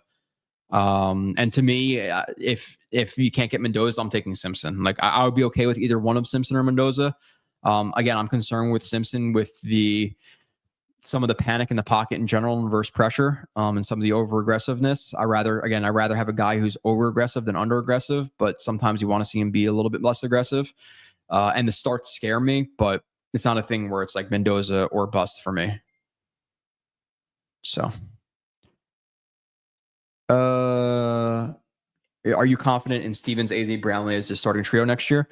If the Jets were like a Super Bowl bound team, then maybe I would have concerns about Stevens holding up what he's been doing in recent weeks. But for where the Jets are going to be, hopefully they draft the young quarterback, Glenn improves, and they're a 6, 7, 8 win, 9 win team. Then I'm not concerned about them.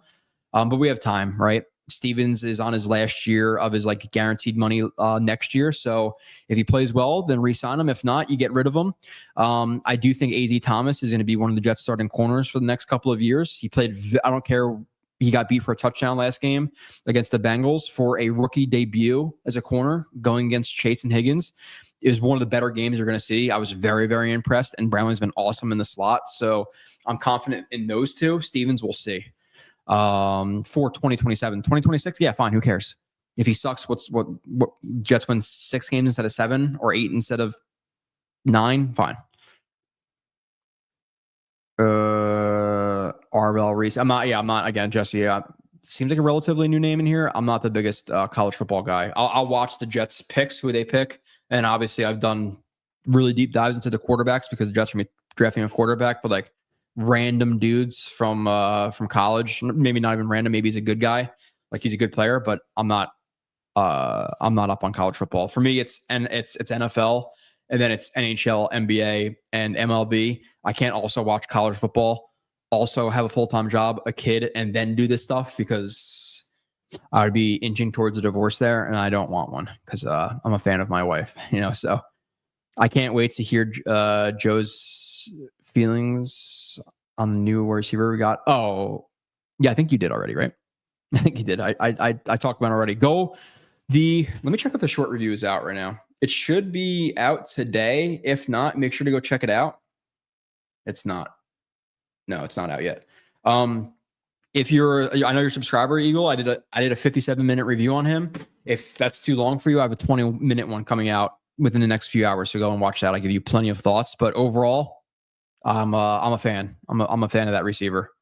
He has his issues, but he's not just a throw-in. He could be a legitimate starting receiver for the Jets. He has a lot of potential, and I'm interested to see how Mechie performs. Again, if Lazard and Tyler Johnson are getting reps over Mechie and AD Mitchell over recent in coming weeks, I'll be pissed. At this point, Lazard's not going to be here. Bench him. Like, why not play Pritchett? Why not play Brandon Smith? Why not play even Brandon Smith, like 27? So kind of whatever with him. Who's the tall guy? Skinner. Give me Quentin Skinner. Gardner had a trade-friendly deal, and he's a little bit more of a rare player than Garrett. Yeah, I would say it's harder to find really good corners than really good receivers. But I get trying to build around an offense. It just sucks that Zach didn't work out, that Rodgers didn't work out. Because if they did, he's still here. And I thought he was a good Jet. I did. I'm not just going to shit on the way out like, oh, he sucked, get rid of him. He's a bum. Stupid. If you say that, you're stupid. I'm sorry. I talked about this already. Same thing, Eagle. I don't know why they didn't move him. Especially if he's going to be benched anyway. Maybe they got like no offers for him. But he's been struggling. When he's in, he struggles. He's way too volatile. He makes some good plays, but he'll make just as bad. Yeah, he'll make just as many bad plays as good plays. That's the problem with him. Who's taking Quentin reps? Briggs. Yeah, Briggs will come into the starting lineup. It's gonna be Phillips and Briggs, which is okay. Like that's a very okay D tackle group, but you need more there. Hey, what's new today? What's up, Todd? By the way, draft night, I already looked. I will be off that night. So I typically do a little bit of a boozed up after draft. That'll be coming back this year. I didn't do it last year because I think I had work or like something stupid, whatever it was.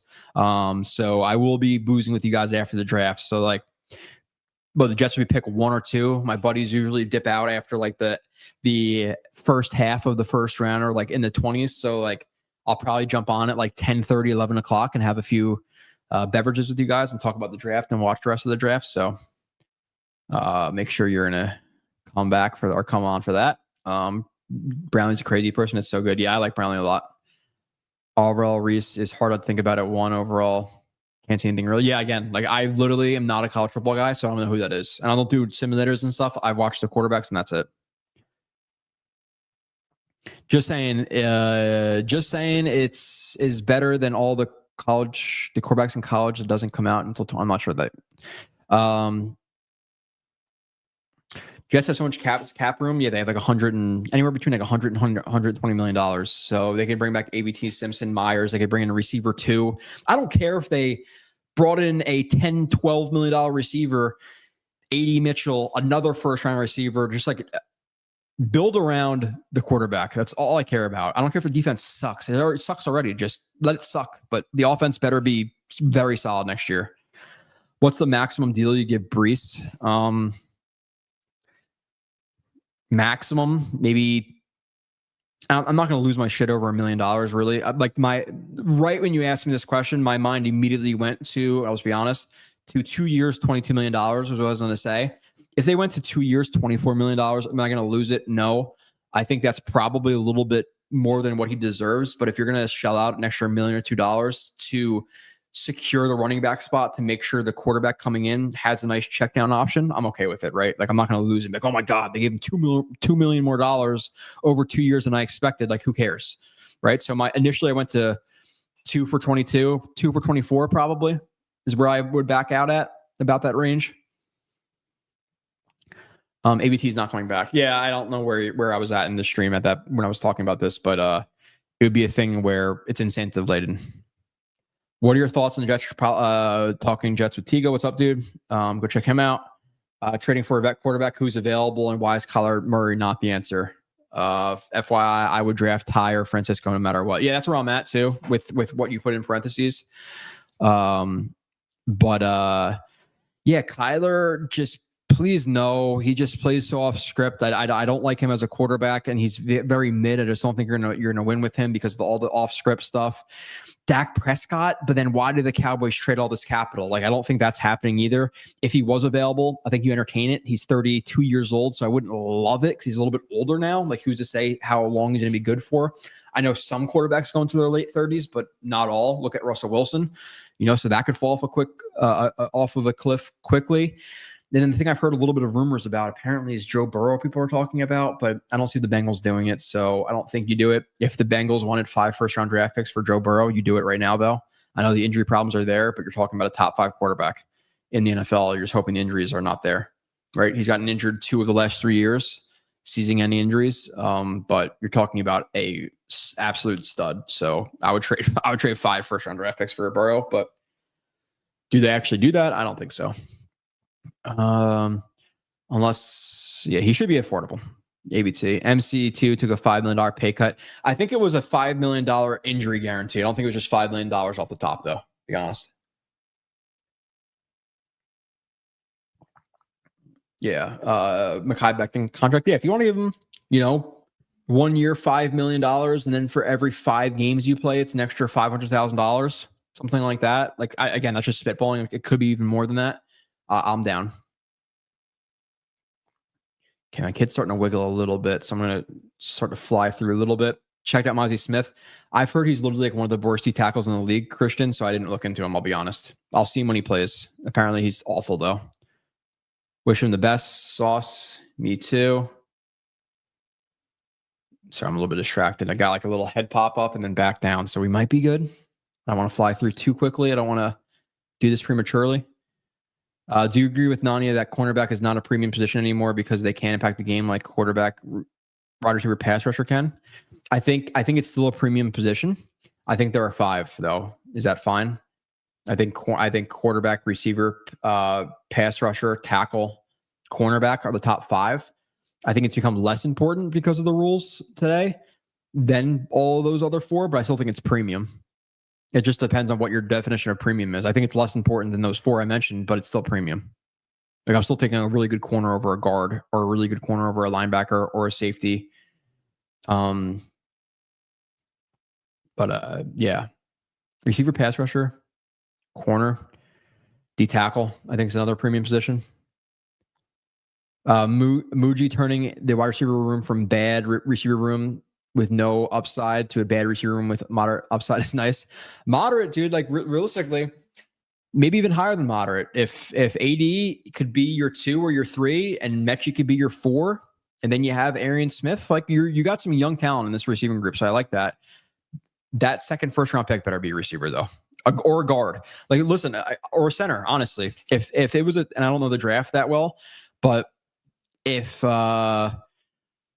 if you didn't sign a center in free agency, and there's a really good center sitting there at Tyler Linderbaum level center or whatever in the first round, he's sitting there at 22 and you drafted him, fine. And then your second round pick is a receiver, fine. Your third round pick or your fourth round pick is in a tight end, fine. Your fifth is a running back, awesome. Like, I would be down with drafting an interior offensive lineman in the back of the first round. And then a receiver, like, that's a possibility as well. Sign a receiver too. I don't care. Not doing mock drafts. I blame Zach Wilson. Yeah, no. Sauce, if Zach Wilson works out, Sauce is still on the team, and so is Q.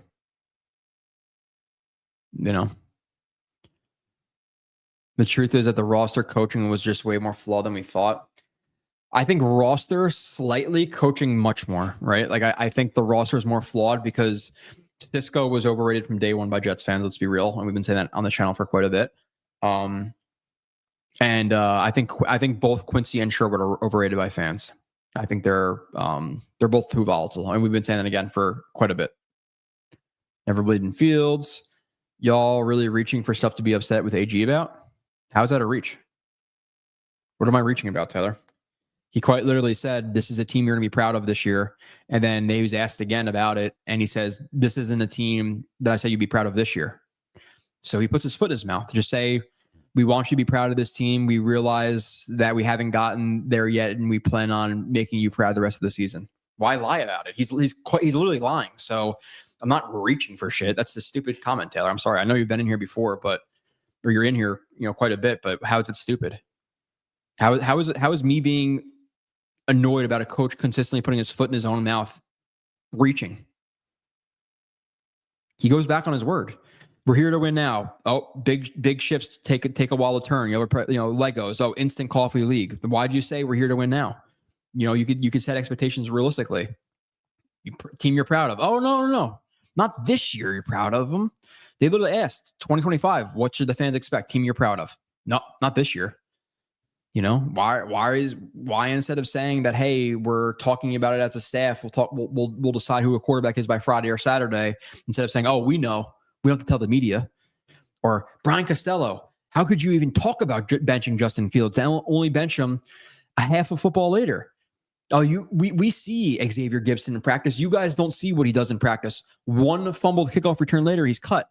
So he looks like an ass in the media. So I'm not reaching.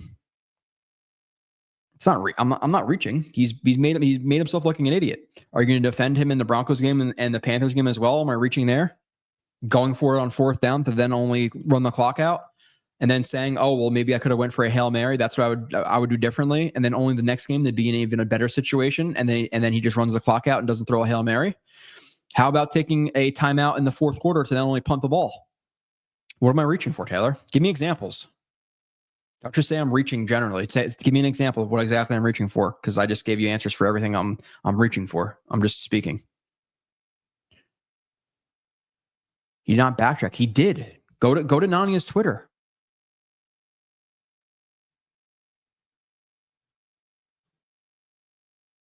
Oh, okay. So you're taking the defense of, oh, by the end of the season we'll be proud of him. Okay, all right. If that's your stance, then he has 8 more games to make us proud. He hasn't made us proud so far. Soft Gardner as well. Yeah, see, I can't get you with. Was he soft at the last 3 or 4 weeks when he was making tackles pretty consistently? He wasn't. Like, he's not way overrated. I'm sorry. He's not way overrated. Maybe a little bit. He's not a top 3 guy. He's a top 10 guy, top 15 guy. He's still a good corner.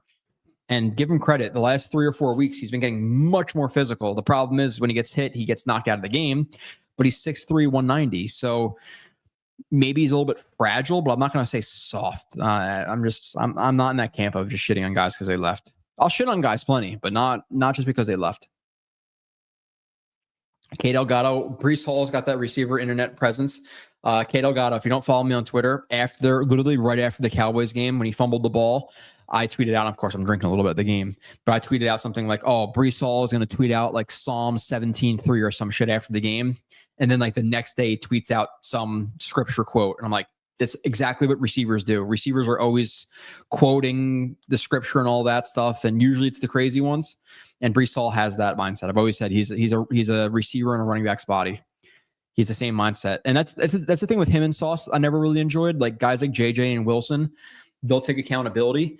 Guys like Breece and Sauce tend to pass the buck and blame other guys, or blame the offense, or blame the offensive line, or blame another safety for not picking up a coverage, or wherever it is. So I never loved that about Breece. I don't love that about Sauce either. But yeah, Breece likes to pass the buck on other people, and I think Breece thinks he's a lot better than he actually is. I think Breece is solid, but I think Breece thinks he's like a top 3 running back in the NFL.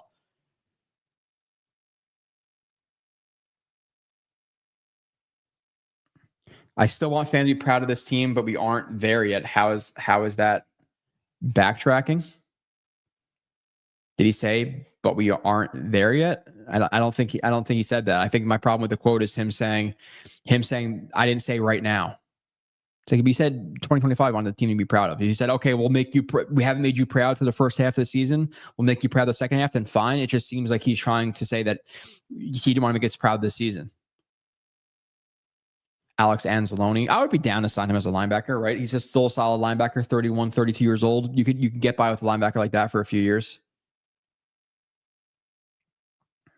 Apparently Dallas tried to get a deal to get Quincy and Quinnen together. Yeah, I would have done that. Again, I would trade Quincy at this point if he's benched. I would trade Quincy for a 6th round pick. Why not? Why not?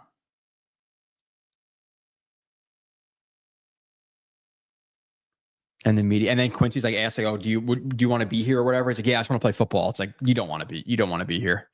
Taylor, cryptic tweets and body language experts versus Breece saying he didn't want to trade it and wants to come back.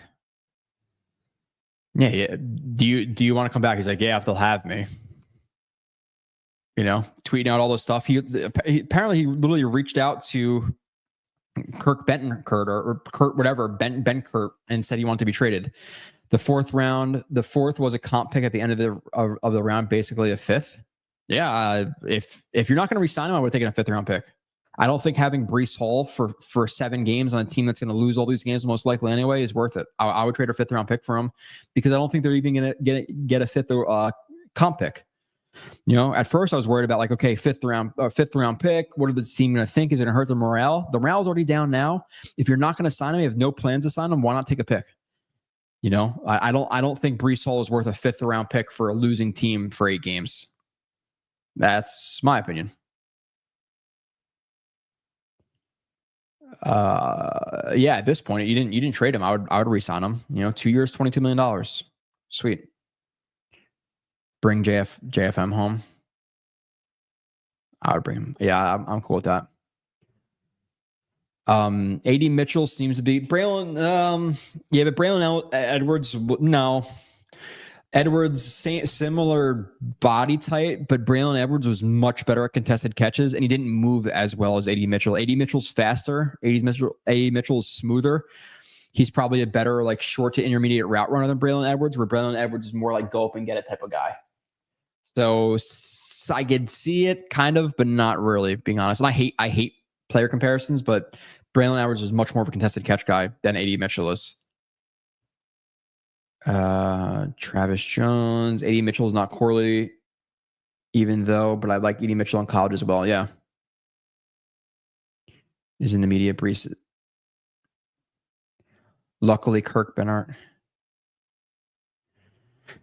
If he's reaching out to Kirk Benhart saying he wants to be traded, though, like, you think he's going to say the right stuff to the media, because if he's here, he's not going to want to look shitty in front of Jets fans. But if he's out there requesting a trade and telling people he wants to be traded, and then blaming stuff on the offensive line, blaming it on the team being down, like, I don't see how you could like how Breece acts. Breece is past the buck guy.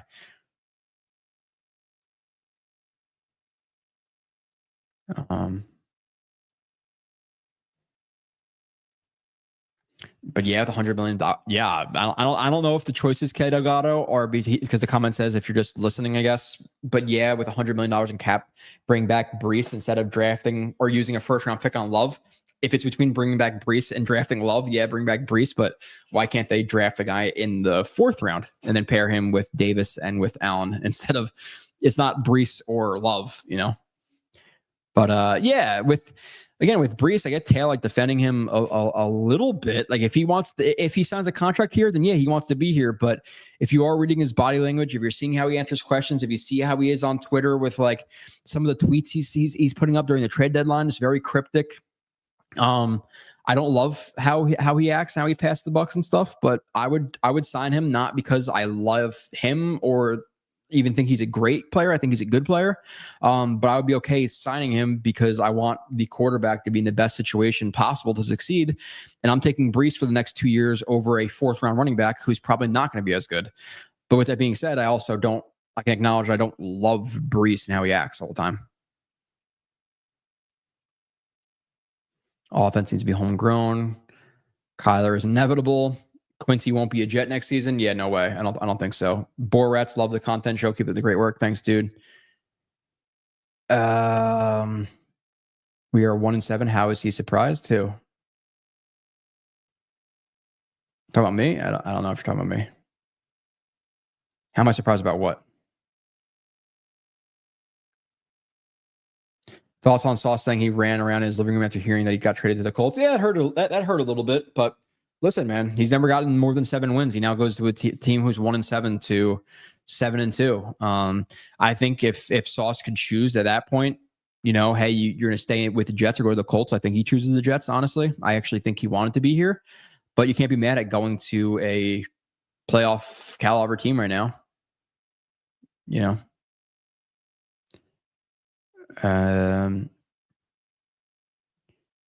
Reeves got cut. We might get a chance. Dude, I would love that, Taylor, actually.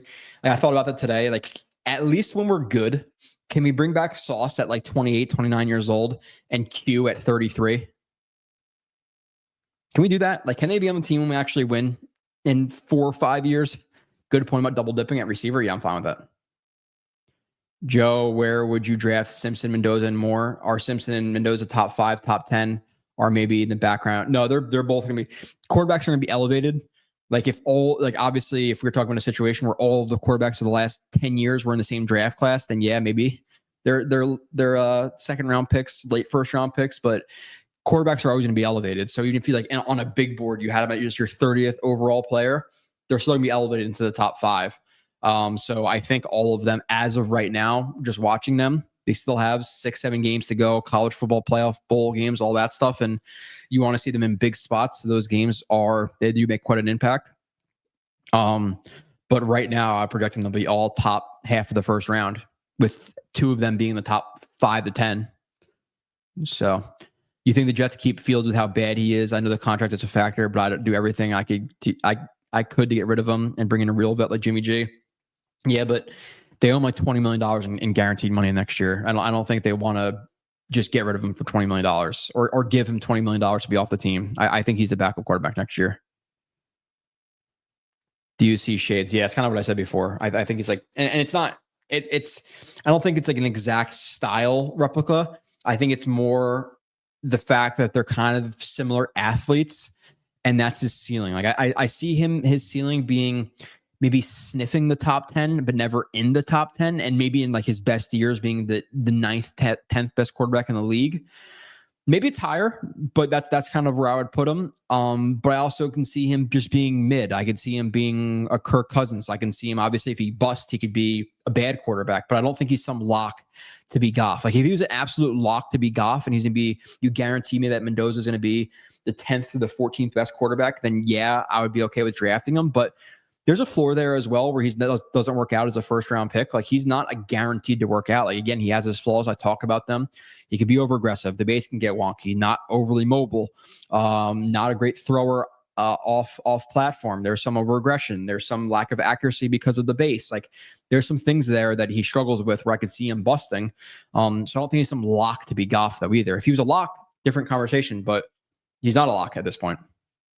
But yeah, kind of, yeah, that's for the ceiling. I see that, like maybe a little bit above Goff, but that range.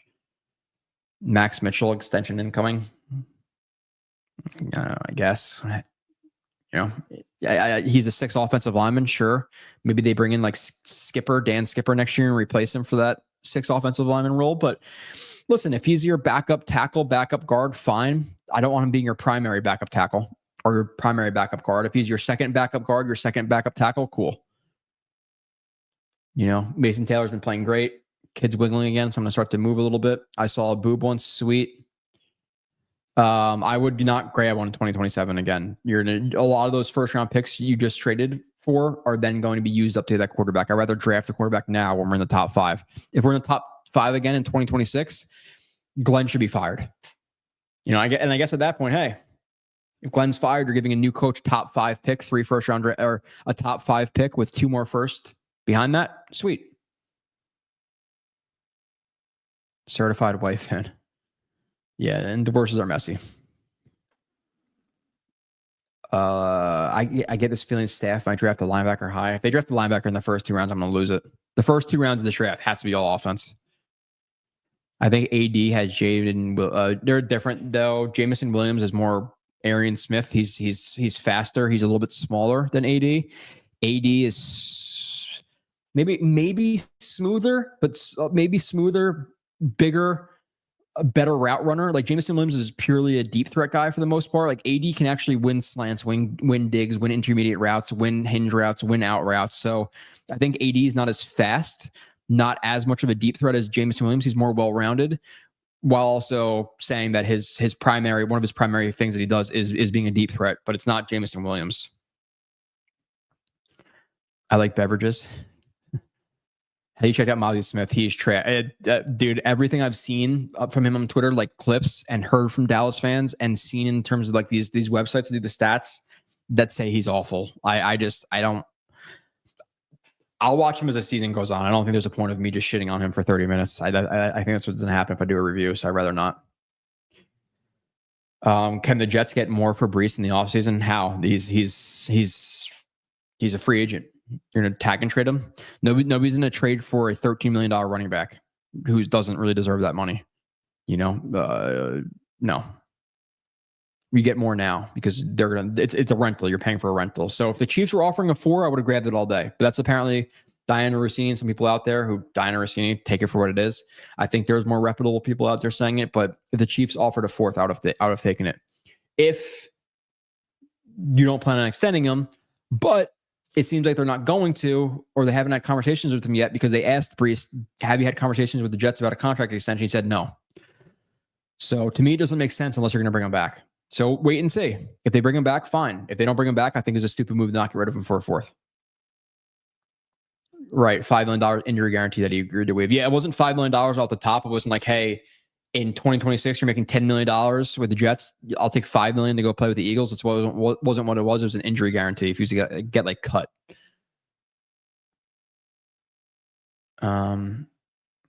I think apparently Mazi Smith's a little bit immature and stuff as well, but he's a first round pick a couple of years ago in 2022 or 3. He's a first round pick. First, they had Smith lose 20 pounds and put it back on. Again, he's a guy, like, I have enough time through the season to evaluate those guys. You know, if you guys really wanted to, I don't think I'll do a review on Smith. If you guys really want to review on Mechie, maybe I could do that. Let me know either after in the comments or in the chat now. I'm about 20 minutes behind in the chat.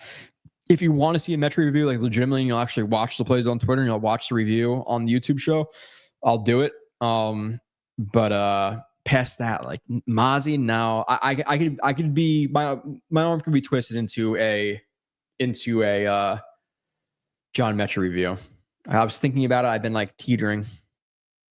The reason I hated the Q Sauce trade is because every year it feels like we were starting over, man. Yeah, no, that's the thing. And it's right. It's every 2 or 3 years we start over because we take all the capital and all the resources we have to then land a quarterback, bust, and then we're doing it all again in a few years. So we keep building up assets to build around these guys, but then trading because they continuously suck. If Zach Wilson worked out, Sauce is still here. So that's why it hurts, because I like Sauce, man. I do. I don't agree with Rusty. I don't like soft Gardner. Like, yeah, sure, he's a little bit soft, he's a little bit lanky, but he's still top 10 corner who wanted to be a Jet. You know, we don't have a lot of good players who want to be Jets. You know, Breece doesn't seem like he wants to be here. You know, just like Quincy. Like, you could say, oh, well, what did he say to the media? He's like, yeah, I want to be a Jet. And then, like, he's like, I just want to play football. It's like, we know that you don't want to be a Jet anymore. Like, you're losing. Q isn't here. Like, subscribe, support. Appreciate that. Or like, support, subscribe. Sorry, I screwed it up. Zach Rosenberg, lacrosse goalie. All right. Lacrosse. My wife was a very good, so that's not the same sport, but a field hockey player. Got some offers from, I think from Rutgers, but she didn't end up going for that because she went to like the medical stuff and would have been too much to play. Are they D1 or D2 for field hockey? I don't know. Whatever they are, but she was going to go there. But then she went medical field. So it was like, I can't do both. Would you trade Clemens for a little pre-workout? I would not. I am personally not a pre-workout guy. I just feel like my heart's going to explode when I do that. So I am just pure will. But yeah, sometimes I miss the pre-workout. Like in high school, did anybody take a Jacked before it got like banned for like having a little bit of like meth in it or whatever the hell was in it? But like I do miss like the feeling before, like, you know, you feel it in your veins and you get all like that psychopath feeling. I love that, but it's so bad for you, dude. Like I really do try to be pretty clean in terms of like, I don't drink or eat a lot of shit that I can't pronounce what's on the label. And all these energy drinks and pre-workouts, you have no idea what's really in it. Like you really do have no idea. So I don't really screw around with a lot of that stuff. I'm trying not to die of cancer when I'm 50. That's the point. Even though I still will, because I'm trying so hard not to, but at least I gave it an effort. Mendoza is good enough not to be good enough. I'm not sure exactly how to take that, but I think I'm maybe feeling what you're saying a little bit. Honestly surprised with 2 big trades because Glenn hasn't earned the right to do that. Yeah. Hey, Woody Johnson signed off on. He's going to be here. Tony the GM, what is a 3-year, $30 million contract worth on a comp pick? On a comp pick? I'm not sure exactly what you're asking here, Tony. It's all based on contract, I think, and then production, or is it just contract? I'm not sure exactly how to answer that because it's all a formula about who you sign and who signs away. So like, let's say Brees is signed away for let's just say one year deal, $10 million contract. The Jets then turn around and sign a receiver to a one year, $10 million contract. It offsets. You don't get a comp pick. So it's the totality of the guys who are signed away versus the totality of what you bring in. I don't know if it's performance or not from that year. It might be contract and performance. I forget though. But I know at least the contracts will offset. So the Jets they're not going to have a lot of guys leaving who are getting huge contracts, and they're going to sign, if they have $110 million in cap space, I'm not saying use all of it, but they're going to use $50-60 million of it. And do you see $50-60 million of free agents leaving the Jets? Like, okay, Quincy 10, Brees 12. Let's say John Simpson leaves. Okay, that's $15 million. AVT leaves. That's $10 million. You're still not up to like $60-ish million. I don't see them getting comp picks. They might get comp picks awarded this year because they didn't really sign a lot of free agents. Some guys signed away, like, you know, Aaron Rodgers and whoever else. But you know, Devontae Adams. So they might. Or is it only comp pick form is weird? I don't know if it's with the guys you cut though. It might be guys who are running out of their contracts instead of the guy. I think it's guys you don't resign, not cut. So I don't think cut guys matter actually. I could be wrong. It's a wild formula. I'm pretty sure it's guys expiring contracts, not guys you cut though. Exactly. We don't have an offensive coaching infrastructure to develop a rookie quarterback. We'd be repeating the. Well, can I say I have more faith in? I think Engstrand have been decent. I think he's been first game or two, first game fine. Weeks 2 through 6, not great. C overall. The last 2 games, I think he's been mixing up a little bit more jet sweeps, a little bit more formations, a little bit more unpredictability, bringing in Max Mitchell in certain sets, then pass, a little bit more quarterback running. So I think he was like a C-ish, C+. I think the last week or 2, he's been like a B-, B. So give him like a C+, B- grade overall for the season. I don't not have faith in him. I don't have faith in Charles London, who's never developed a quarterback. And that's my concern. So I think if you go 1-16, 2-15, 3-14 this year, you shake up the staff, and I think you fire the quarterback coach. And if you're going to bring in a rookie quarterback, you go and you spend money on a quarterback coach. Don't bring in some Charles London. You bring in I'm not privy to quarterback coaches who are available right now. I'm not that much of a psychopath, but whoever the top guy is out there, you pay hand over fist to bring him in. That's what you do. It's not Charles London. So, or it's not Tanner Anderson I'm worried about. It's Charles London. So that's my concern. Yeah, he's high football IQ. He can force some balls though. Again, it's just the limited ceiling. It's the lack of mobility. It's just functional. Again, you're not going to design anything for it. It's the throwing off platform. It's the average arm that are worrisome. So he's high football IQ and stuff, but doesn't make him a can't miss. Curtis going to any more games? Correct. I'm going to the Browns game. I am going to Falcons, and I'm going to the Pats game. So I got 3 more games left this year. What proven quarterback coach do we have? Okay, yeah. So I just talked about that 2 seconds ago. Joe, would you be mad if the Jets took a Cardinal Tate? I don't know who Cardinal Tate is. So yes, because he's not a quarterback. He's not a quarterback. I know that. I'm telling you, Jesse, I'm not a college football guy. I know who Ruben Bain is. I know he's a D end. I know there's like a Peter Woods or whatever, the tackle from Clemson. Cardinal Tate, I don't know. I do not watch college football. Again, unless it's like, Alabama, LSU is on like 8:00 on a Saturday. Like I'll put it on the background, but my wife will get mad at me because like literally she'll be over next to me, like doing a, whatever she's doing on her computer or like scrolling through TikTok or whatever.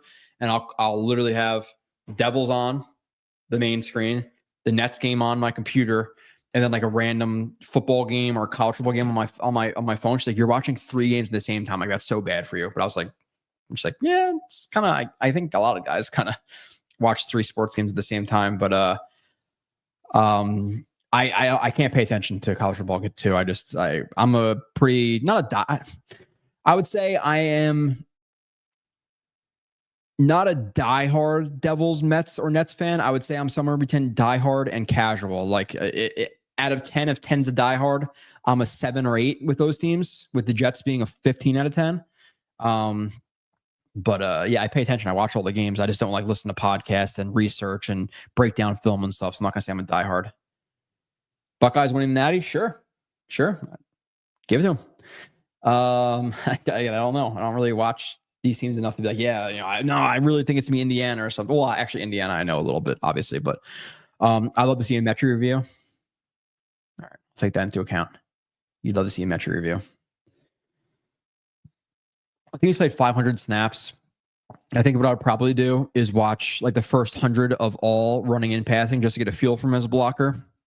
And after I have a feel for what he is as a blocker, I'll just go to passing plays. Maybe I'll do it. We'll see. My Browns lose to New York Jets this weekend, and beds? That's not beds. Beads may roll like out of somebody's butthole. If the Jets beat the Browns, then anal beads are going to roll out of Stefanski's butthole, and so I'm taking it. Yeah, heads will roll. Fine. Fire Stefanski and then give me him. I'll take him. But your Browns, I'm hoping your Browns kind of beat the Jets this week, Finey. Kind of hoping for it. Sorry to get a little bit dark there with the beads thing, but you said beads are rolling, so I don't know how else beads roll. Tua was highly regarded as a prospect coming out of college. He's good enough not to be good enough. Dolphins, yeah, no, it's like I could see it. I think Mendoza is going to be a better quarterback than Tua is in the NFL, if I had to guess. And I think he has more arm strength than Tua, but it's a similar point in terms of like the ceiling was never really that high. Side note, I wish they never invented earbuds that block kids' high-pitched crying. That's going on here at your house. They do kind of have those, Kev. Just letting you know.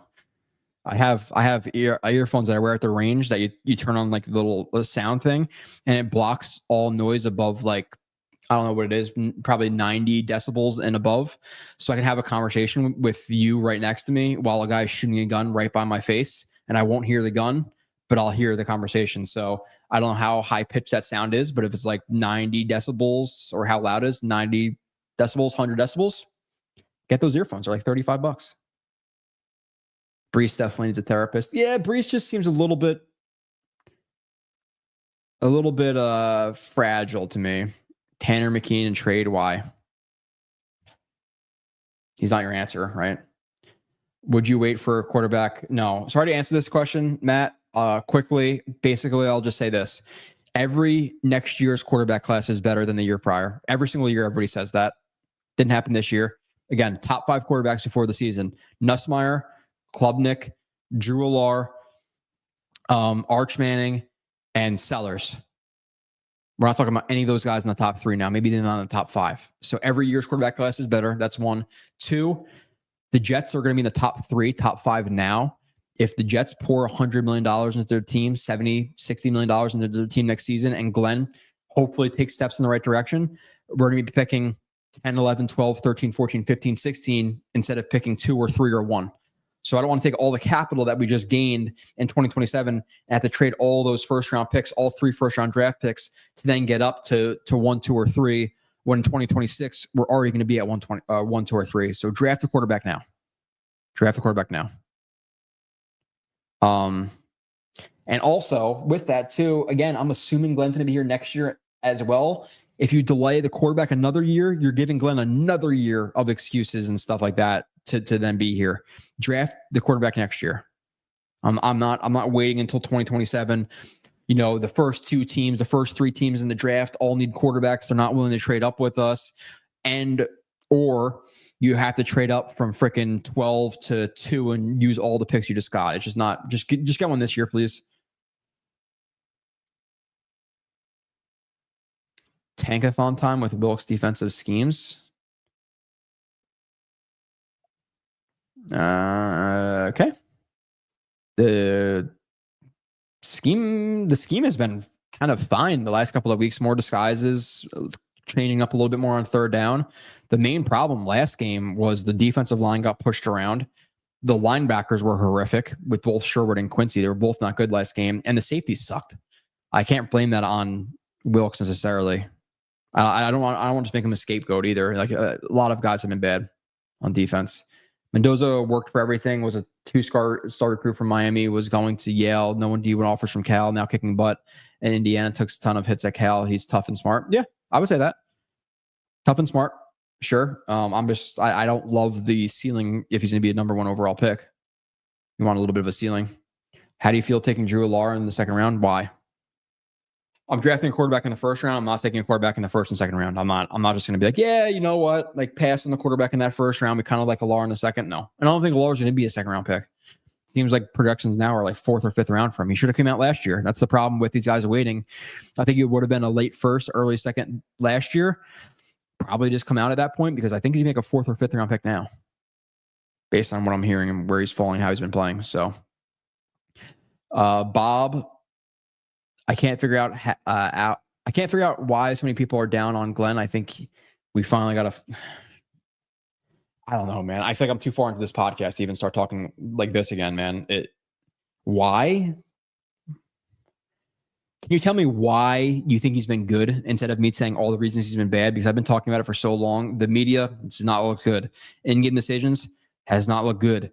There's been no development of players this season. There's been really no players on defense or on offense who's improved. It's not who's improved, who has improved. So what has Glenn done good for you to give him faith? You know, your second ever coaching in the NFL, the Jets no-show and get blown out at home by the Bills. They get blown out versus the Cowboys. They're getting blown out. They were getting beat by 2 scores for most of the Dolphins game. They're getting beat by 2 or 3 scores for most of the Bucs game. You get ugly game versus the Panthers, ugly game versus the Broncos. You go for it on 4th down, then only run on the clock to then say in the media that, yeah, you wish you threw a Hail Mary to then be in the same situation the next week and not throw a Hail Mary. You in a close game against the Broncos or the Panthers, I forget which game it was, you're 4th and short, you call a timeout, then only punt the ball, so you wasted a timeout. He's been putting his foot in the media, putting his foot in the mouth in the media all season long. You know, so what has he done to earn your faith, Bob? Legitimately, I'm asking. Like, I'm not trying to be a dick. I'm just asking. Because if you have faith in him, why? Like, I need a reason other than you like him, use a Jet, or whatever the reason is. I need legitimate, tangible reasons. Bring back Jim Leonard at DC next year. I'm not sure if Glenn has connections. I know he's in college, right? He's in college coaching some team, like defensive backs and assistant head coach or something like that, Jim Leonard. Fine. I would be down with Jim Leonard. Burrow, I think it's very, very little chance they are going to bring him in. I think my kids crying now, so I might have to jump off. He told us to buckle up. Isn't that enough? Is Simpson too much of a gamble to take above Mendoza? I kind of answered that before, Tony. Now my kid's crying, so I'm not going to get into it again. I appreciate you guys. I got to run. I will talk to you.